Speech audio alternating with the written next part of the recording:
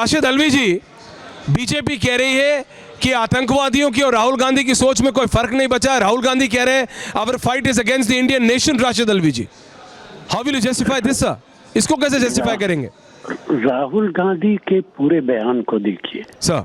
और मैं तो कल इस बात को कह चुका हूं कि आरएसएस के मुखिया मोहन भागवत जी ने जो बयान दिया है वो शर्मनाक बयान है। वो फ्रीडम फाइटर्स की बेइज्जती है।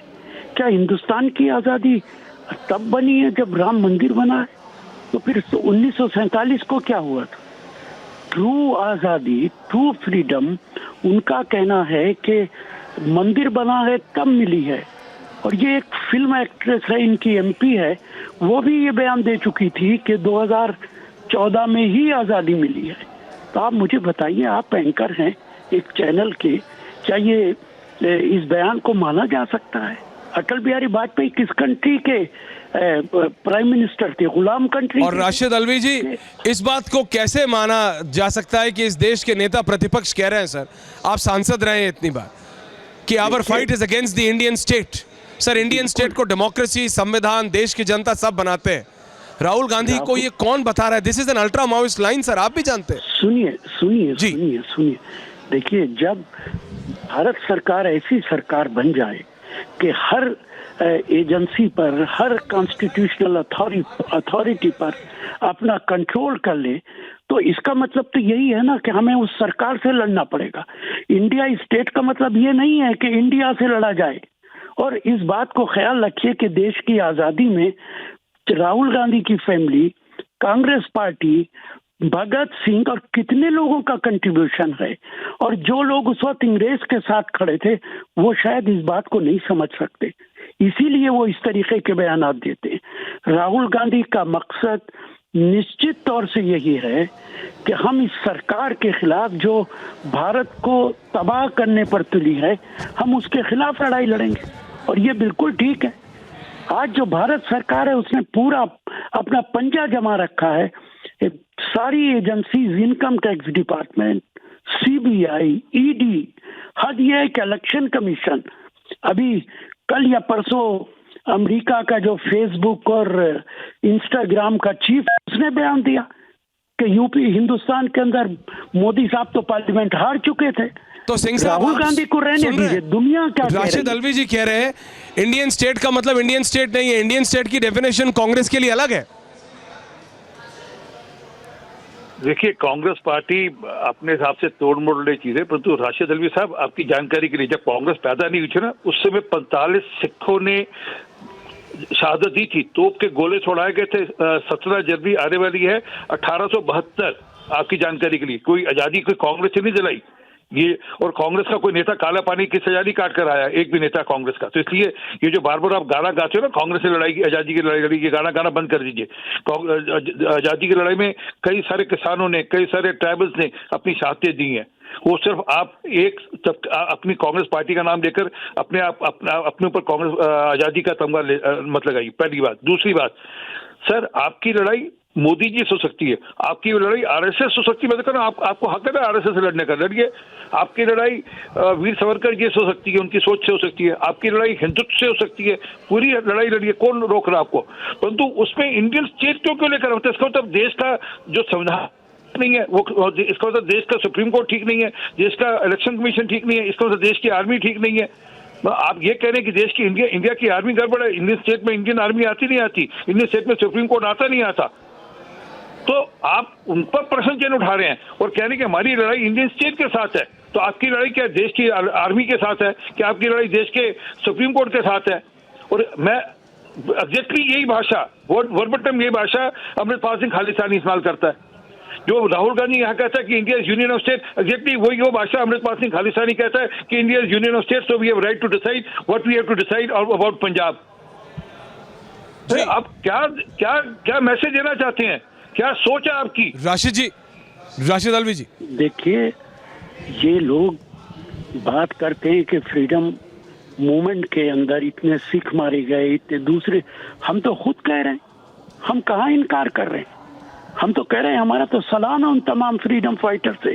कभी आपके मुंह से फूटे मुंह से नहीं निकला आपके, कीजिए एक एक करके, कभी आपके फूटे मुंह से नहीं निकला कि 45 सिखों की शहादत 1872 17 जनवरी 1872 तोप के गोले से उड़ाए गए थे।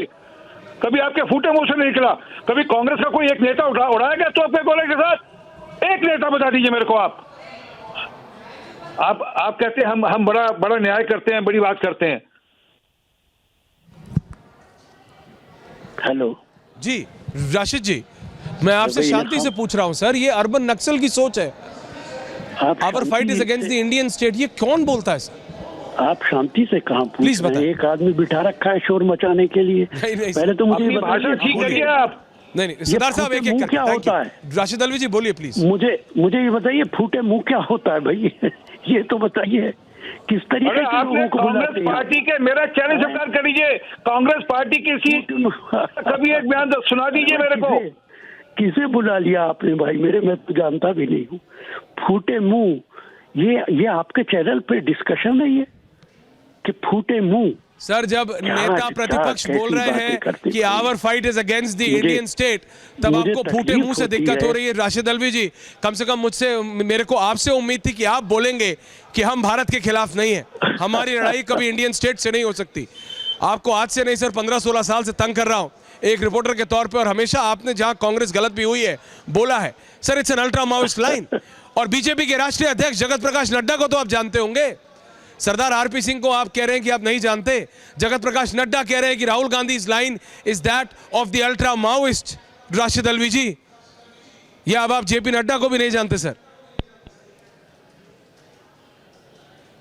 Rashid ji, are you still there? अरे जी, आप मुझे बोलने कब दे रहे हैं? प्लीज बोलिए सर, आप ही बोल रहे हैं। नहीं, कहाँ बोलने दे रहे हैं भाई? नहीं सर, आप ही है, फ्लोर इज योर्स, बोलिए। नहीं, अगर कोई नहीं बोले तो मैं बोलूंगा, वरना क्यों? कोई नहीं बोल रहा सर, बोलिए प्लीज। देखिए, बड़ा सवाल ये है, आप ये याद दिलाते रहें देश की आज़ादी की लड़ाई किस किस ने लड़ी।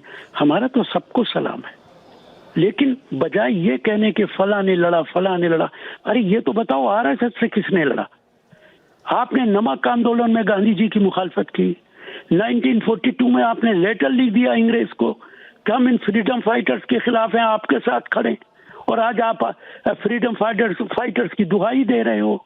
आज कह रहे हो फला भी जेल गया था, फला भी जेल गया था, सावरकर भी जेल गया था। और सावरकर ने जो माफीनामे लिखे थे 5 बार, और जो अंग्रेज से 60 रुपए महीना वो पेंशन ले रहे थे, इसका जिक्र भी तो करो भाई कि सावरकर ने क्या किस तरीके से माफी मांगी थी। लेकिन आज तो जिक्र सवाल ये नहीं है, fight is against the Indian state का होना चाहिए। नहीं, सवाल ये है इंडियन स्टेट को डिफाइन कीजिए। इंडियन स्टेट का मतलब डिफाइन दिस राशिद जी, जो इंडियन स्टेट आप मुझे बताइए। आप तो इतने पढ़े लिखे व्यक्ति हैं सर भाई। What does Indian state replicate, what does Indian state define sir? Indian state कोई भारत की 4 दीवारी का नाम नहीं है। स्टेट मींस भाई, स्टेट आप डायरेक्टिव प्रिंसिपल्स कॉन्स्टिट्यूशन का पढ़िए मेरे भाई। यस, उसमें जगह जगह लिखा है कि स्टेट को क्या क्या करना चाहिए। स्टेट का मतलब ये नहीं है कि भारत को क्या क्या करना चाहिए। स्टेट का मतलब है गवर्नमेंट ऑफ इंडिया को क्या क्या करना चाहिए। आप बार बार कहते हैं कि उसमें लिखा है आर्टिकल 44 के यूनिफॉर्म सिविल कोड इंप्लीमेंट करना चाहिए स्टेट को। What does it mean? State means government of India. State means government of India. Congress कह रही है कि राहुल गांधी की प्रतिक्रिया या राहुल गांधी का ये कमेंट राशिद अलवी जी को सुना आपने, भारत के खिलाफ नहीं, भारत सरकार के खिलाफ है। बीजेपी कह रही है आज आतंकवादियों, अमृतपाल खालिस्तानी और जाकिर नायक और राहुल गांधी की सोच में कोई फर्क नहीं है। वापस